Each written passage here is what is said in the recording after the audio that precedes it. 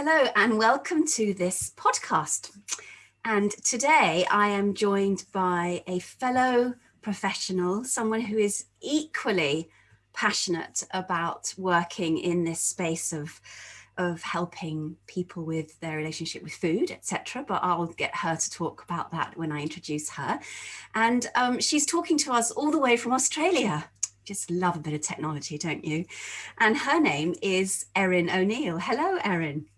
Hello, Laurie. Thank you for having me. Oh, you're very welcome. Thank you so much for joining the Mindful Eating Clinic podcast.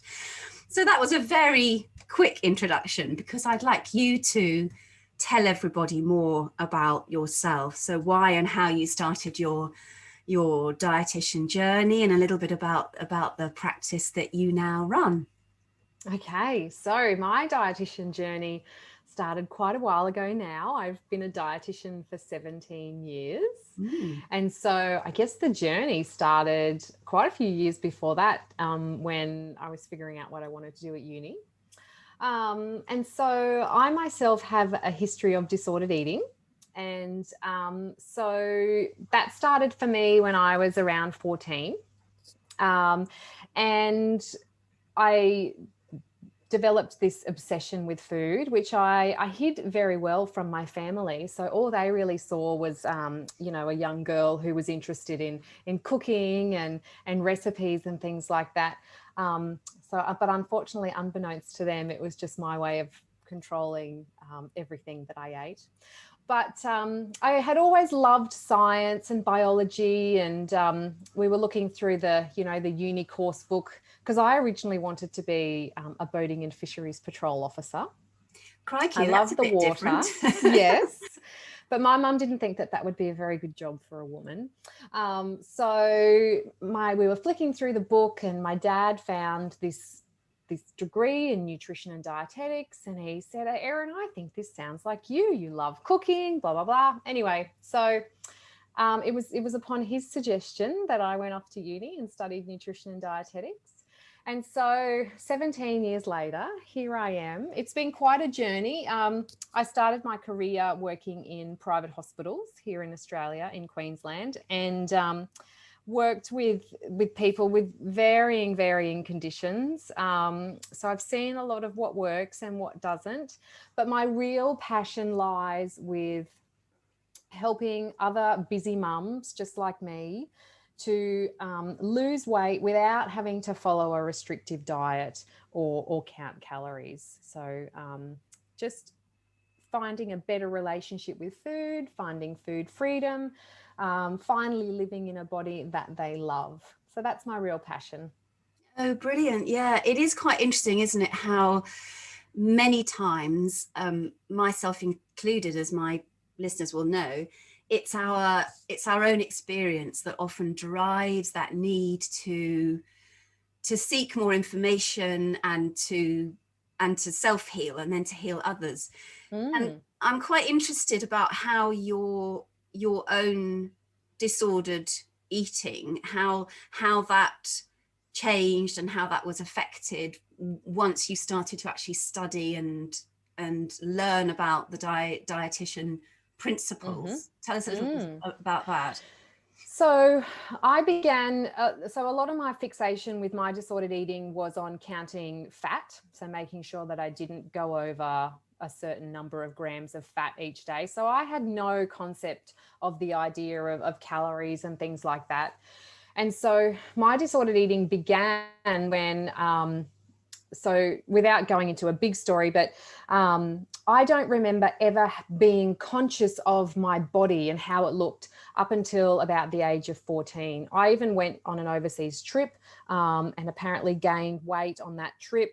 And the only reason I recall that I gained weight on that trip was that my mama had said, oh, you put on a bit of weight while you were overseas. But it never, like that, it just bounced off me. That didn't even affect me. But then a couple of months later, obviously, as I was starting to go through puberty or had a growth spurt, I lost that weight. And then that was on school holidays. And I came back to school the next term and people started to comment, oh, Erin, you've lost weight. And all of a sudden we get these, this positive attention. And this is the culture that we live in, obviously, which is a podcast for another day. Yes.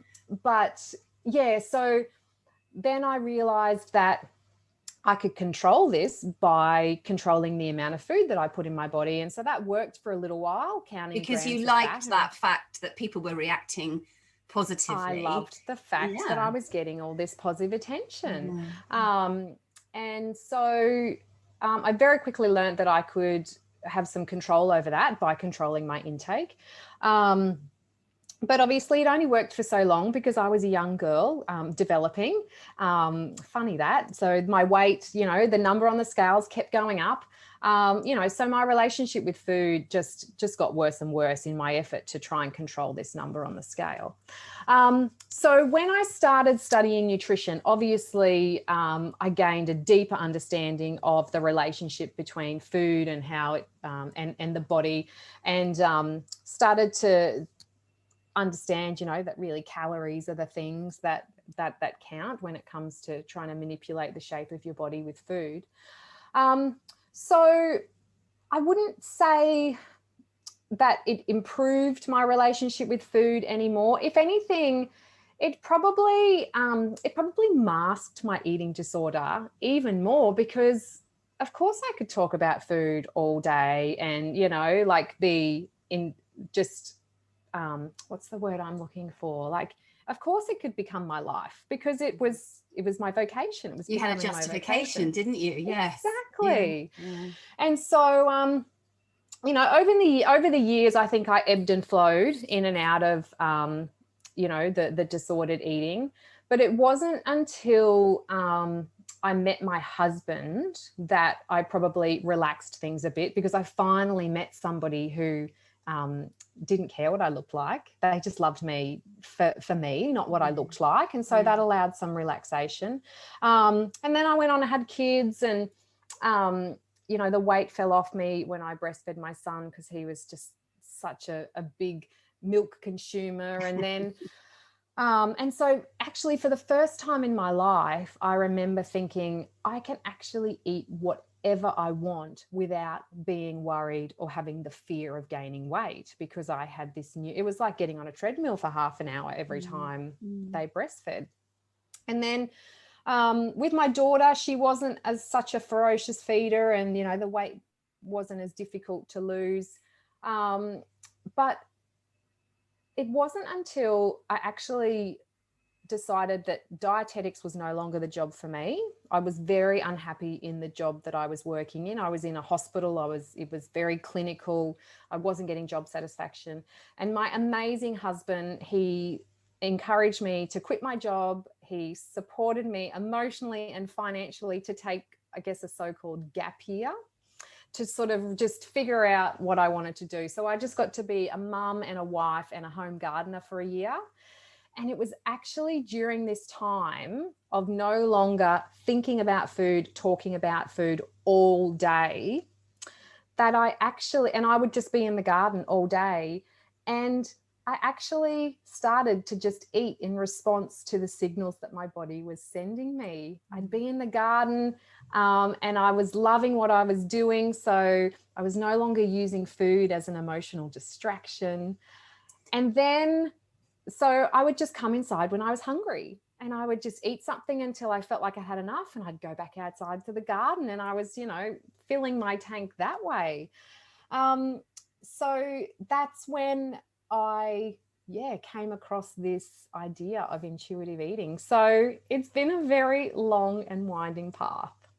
And you make such a good point, because I think there are two things there that I would comment on. And one is that it's that thing about filling our day or our time with other things, so that food, of course, is part of our day. It has to be, but it's only one of several things that we actually put into our day.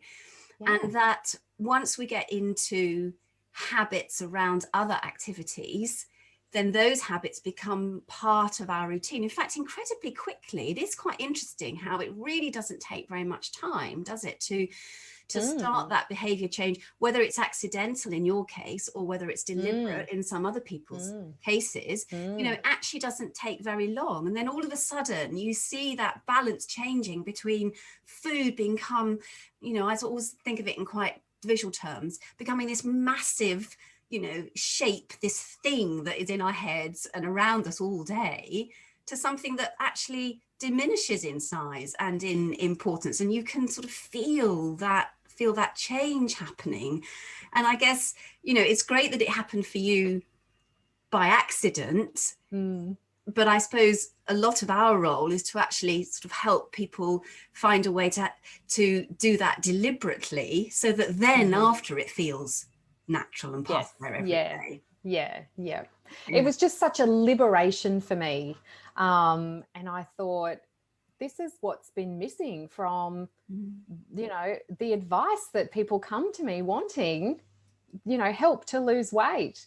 This is what I've been looking for. So although it was accidental in terms of how it happened, it was a very much an epiphany, really, a light bulb moment that said, God, this is such a big part of it. And I think, as you say, I think this topic could be another podcast, and I think we should do that. But, you know, just to sort of scratch the surface, there is so much of that missing in a lot of the diet and weight loss approach.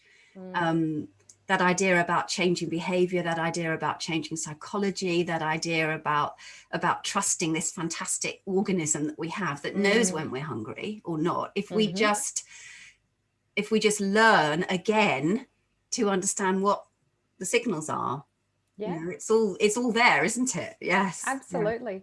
And I have this saying, I don't know if I made it up myself or if I saw it somewhere, but if it's somebody out there and you want to claim it, I'm happy for you to claim it. But nutrition is a science, eating is a behavior. And so quite often I think it gets mistaken in terms of the weight loss advice that we give. We get stuck in the science and we forget that it's more the action of the doing where people really need the help. I really like that. I can write someone a meal plan, but it's only as good as, you know, how they implement it or follow it. It's only as good as the piece of paper that it's written on. Exactly. It's about what is driving your decisions to begin eating and what is driving your difficulty to stop. Oh, we're so on the same page. This is just it's just great. And actually all that work actually has to happen in advance, doesn't it? Because I know in some of the work that I do with my clients, very often I don't really talk about what they're eating. Oh, you know, people are shocked when I say when they're like, so when are you going to tell me what to eat? And I'm like, it's not about the food. It's never about the food.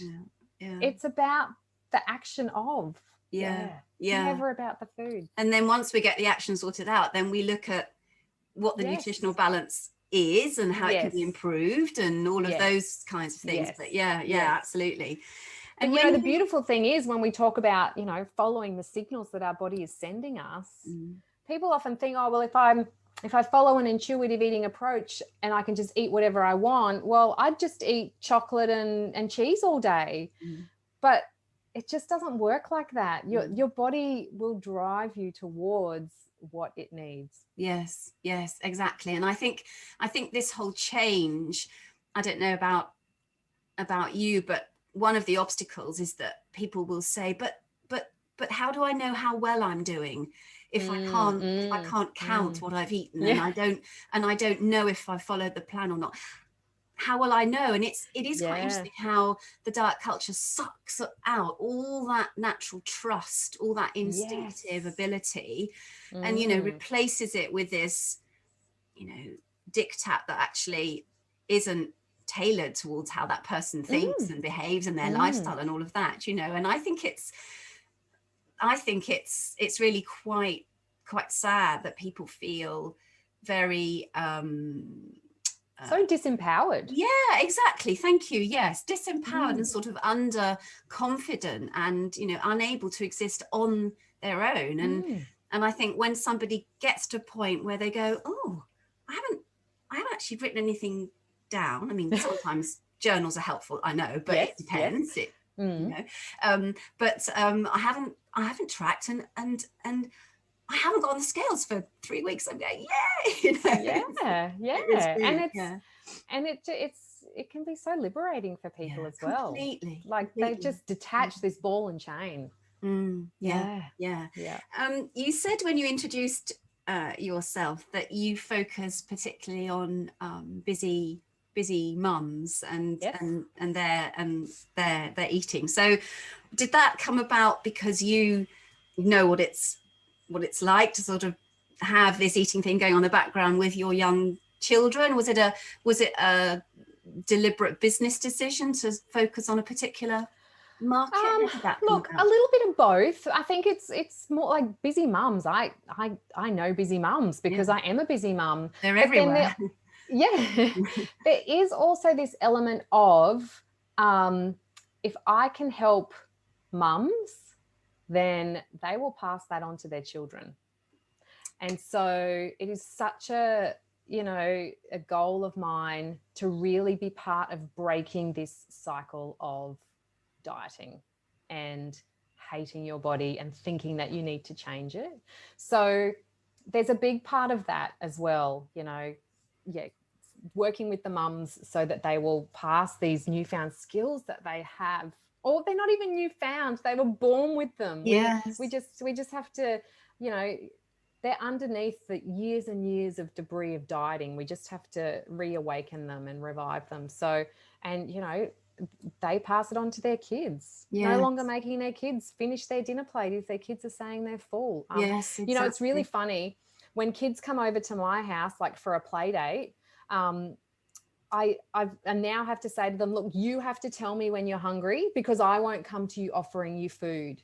Because there was this one situation where we had a child come home after school with us for a play, and their mum came and picked them up, and they said to their mum, oh, mum, I'm really hungry. And I was like, oh my God, I haven't fed you, because my kids know, they just have to let me know when they're hungry, and I'll, help them make a decision. I don't come to them with food.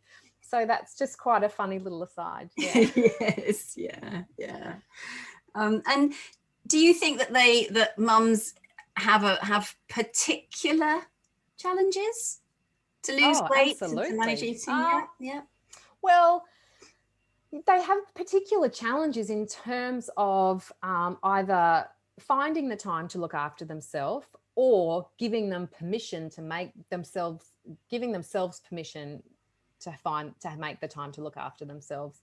And then also there is the pressure from diet culture to be the perfect mum, and part of that is looking like the perfect mum as well. So you've got to lose the baby weight.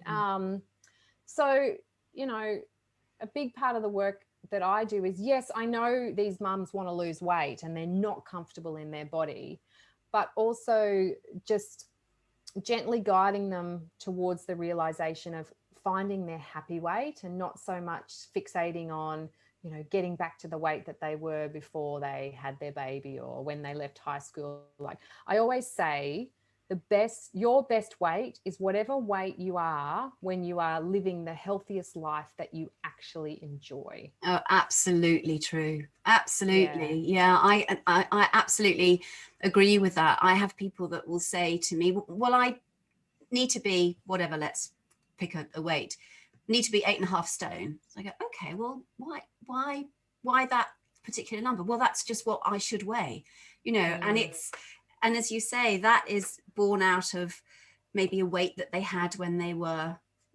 18 and they went off to university, or a weight that they got married, or it's a weight that they have on and off managed to get down to through dieting.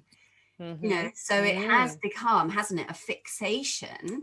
But in order to stay at that particular weight, they have to live this really restrictive life and this constant obsession with eating. And you just want to, as you say, you just want to enable them to break the shackles and actually say, well, what actually would be the consequences of you weighing 9 stone or 9.5 stone. You know, get rid of the white skinny jeans that have been in your wardrobe for 3 years and are just reminding you of this thing that you think you should achieve and this pressure that you're under. I just say take them to the charity shop, you know, and even just sometimes just those little actions, things like that can just make a massive difference psychologically, can't they?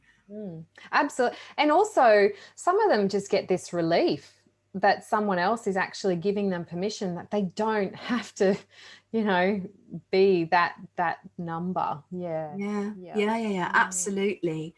And so do you have any particular sort of strategies, or maybe a couple of really sort of top tips that you would give people? Yes. So the strategies that I use really center around those 10 principles of intuitive eating. So Tribble and Resch, they're 10 principles of intuitive eating.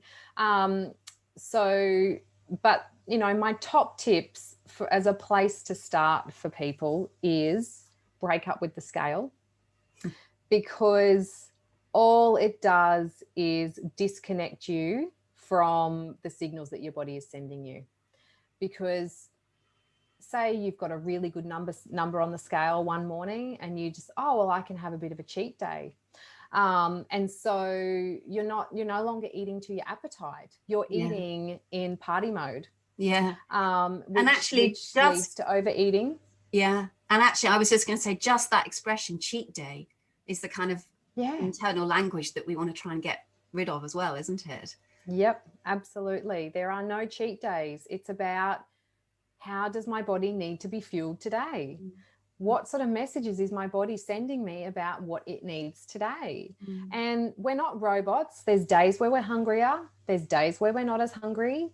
Our body is always trying to maintain that homeostasis. It's always trying to maintain, you know, that level of what it knows as perfection, of biological perfection.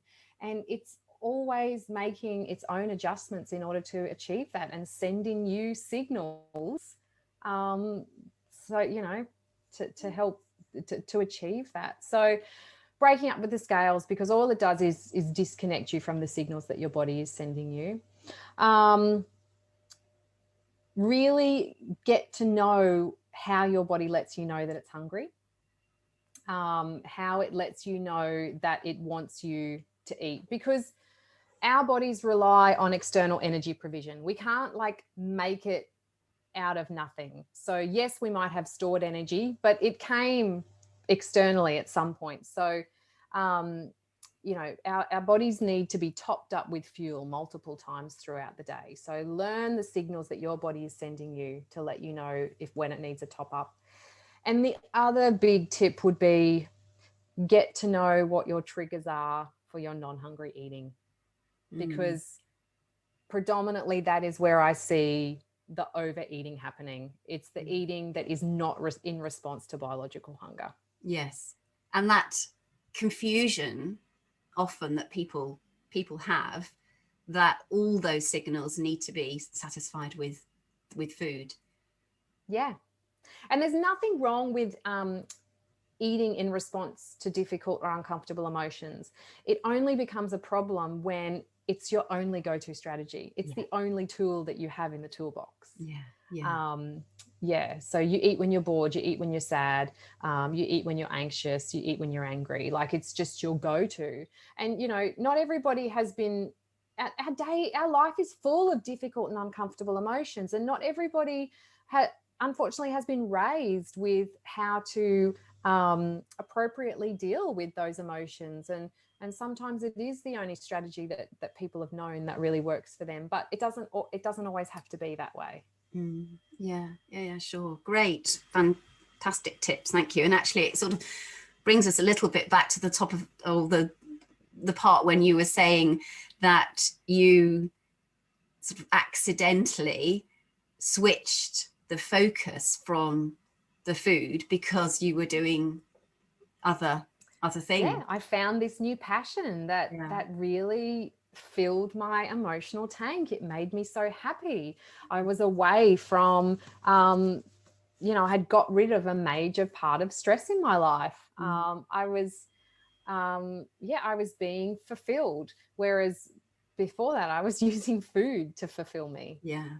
So it does show that actually by encouraging people to find other activities, or to assess what that emotion is saying and really try and understand where it's coming from, and then have a range of options. And yes, one might be to eat, but a range of options that could satisfy that emotion or could rectify a situation better than actually pushing it aside, because that's often what the eating does, isn't it? It just parks it. Just numbs it. Yeah. Yes, exactly. It parks it and we don't deal with it. There's another great quote, whatever the problem is, the answer's not in the pantry. And my husband said to me, oh, what if there's a fire? That's where our extinguisher is. And I'm like, okay, well, that's like the only problem where the answer's in the pantry. Thank you, darling. That's not quite what we're talking about. So you're right. It just, all you're doing is continuing to push it down with the food, numb it, park it, not deal with it. So it's like a ball or a balloon that you're trying to hold onto the water. You can do that for so long, but eventually it's just going to keep popping back up. Yeah. And of course, you've got to. Sometimes dealing with those emotions is just far too scary. And I guess that, yes, with some clients, you can pick up that there are other things that need to be addressed. Absolutely. And then how do you manage that? What's your So if I pick up that there's, bigger issues at play here, then I definitely refer them on for professional counselling. Yeah. Absolutely. Yeah. I can help them deal with the very benign feelings of discomfort, of boredom and procrastination, and, not being intellectually stimulated enough or feeling a bit lonely. But, if there's some significant trauma underlying, those difficult feelings, then that's a job for somebody with far more training than me.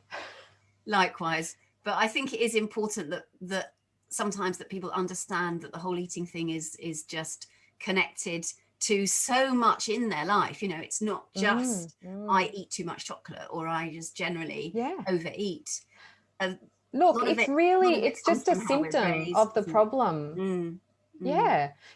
So some people use alcohol, some people use drugs, some use gambling, some use, excessive online shopping, other people use food. Yeah. It's just a symptom of the problem. Yeah. And you mentioned the whole intuitive eating approach, the 10 principles. And how do you marry that with the intentional weight loss that some of your clients come? Because there is a lot of talk, isn't there, around the fact that at the minute you start saying that you want to lose weight, you are going against the fundamentals of the intuitive eating process. Because they're saying that as long as you intentionally want to lose weight, it's going to be very difficult to disconnect with that desire to lose weight and truly plug into the signals that your body is sending you. And to that, I would say, look, I would rather help somebody who intentionally wants to lose weight do that with an intuitive eating approach, rather than say to them, no, look, you're perfect the way you are. You don't need to lose weight. It's just society's pressures that want you to do that. I'll lose them. They'll walk out my door, because that's not what they need to hear then and there. They'll go and find a fad diet. They'll go and start keto, or they'll go on a cleanse. So I would rather say to them, yes, let me support you to find a weight that you feel comfortable in. And, I never promise to anybody, yes, I can help you hit the weight you were before you were pregnant. I never say to and I always say to people, I don't know what your body's ideal weight is. No one does. The only person that knows is your body. And unfortunately, they don't know how to tell you what that number is. And that number is going to change as you age. So look, there's nothing wrong with wanting to lose weight and feel good in your body. But like along the way, I support my clients to learn to accept and be grateful for their body, for the way that it is. And, you know, a lot of these people, they've got things that are causing them to overconsume calories, and intuitive eating is a really great way to help them eliminate that overeating. Yeah, absolutely. And I 100% agree that it is about helping people. And I think that during that process, you can help shift them away from the diet mentality, and we can encourage them to find what I call a framework, their own personal eating framework. You know, what does my eating behavior look like? And it's going to be different from everyone else's. And if we can also help them adjust the weight that they think they should be, and get a little bit more perspective around letting that go a little and accepting perhaps the slightly heavier weight, which means they're going to live differently, then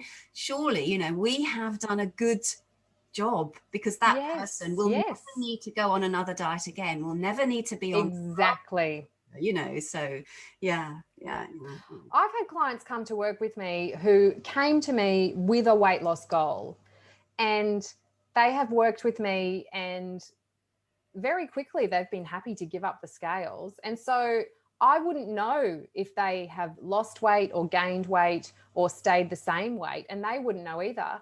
But they've finished working with me and maybe not lost any weight, but been so thankful that they found me and I shared this approach with them, and that they now have this amazing relationship with food.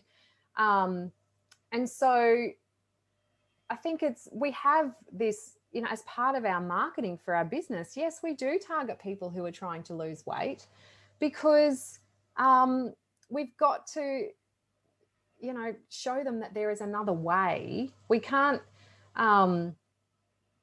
we can't just leave them to the detoxes and the keto and all of that sort of stuff. Because people can't just read a book on intuitive eating and always do it for themselves. You know, they need a guiding hand. And of course, that's the whole benefit of working with a coach, isn't it? That you're there to make it really bespoke for them, and to answer all of their insecurities, no matter how irrational that person thinks they are. And I always say, look, any feelings and thoughts you have are yours, and therefore they are real and they are rational, and we just treat them as such. You know, and we sort of look at whether it's a belief or it's a truth, or whether it's true or not, and, you know, work on the whole perspective thing using some NLP and all of that kind of well, what I call it amateur psychology, I suppose, isn't it? It's just, you know, the relationship between the subconscious and the conscious, and that language and internal dialogue and all of that sort of stuff as well. And getting to the bottom of, well, what are the origins of your beliefs around food and eating? Where did they come from, and what's the influence? And really challenging some of those beliefs, because just because you believe it doesn't make it true. And I say this to my kids all the time. You might think I'm being unfair, but just because you think that doesn't make it true. Like that's just your belief. And so, getting to the bottom of the origins of their beliefs around their relationship with food and their body, and really starting to challenge that and finding the evidence about, well, is this true or not?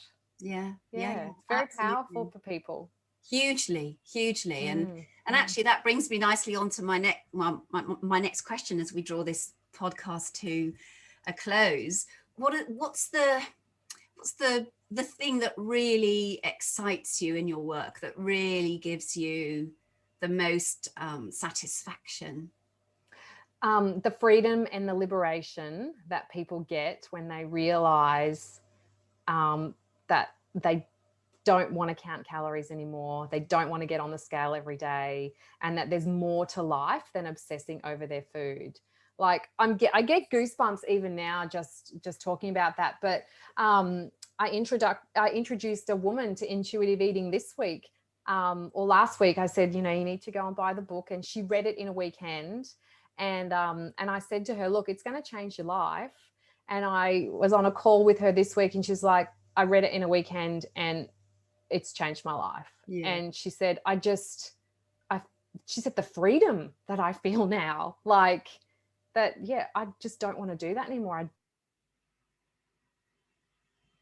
don't and just see this light on the horizon of just how much better her life is going to be, and how much more there's going to be to her life than weighing food and recording and counting macros and exercising, and like, rather than just moving her body for pleasure. And so that's what really lights me up, just really breaking the shackles free. There's so much more to life than thinking about food. It should just be this thing that like pops into our head, 4 or 5 times a day when the tummy rumbles, and we eat and we move on and forget about it. And we love it at the time, no matter what we're eating, and it's great. But well said. My flags are out. Yes, absolutely. Erin, absolutely brilliant. Now I know that you are wonderfully active with a lovely splash of orange in lots of places on social media. So I'm very green, as followers will know, and you are very orange. So tell everyone where they can find your marvelous words. So you can find me on Instagram at Erin O'Neill, APD, A for apple, P for pineapple, D for dietitian. Dog. I can't think of D for dietitian. Yeah. So Erin O'Neill, APD on Instagram. Fantastic. Oh, brilliant.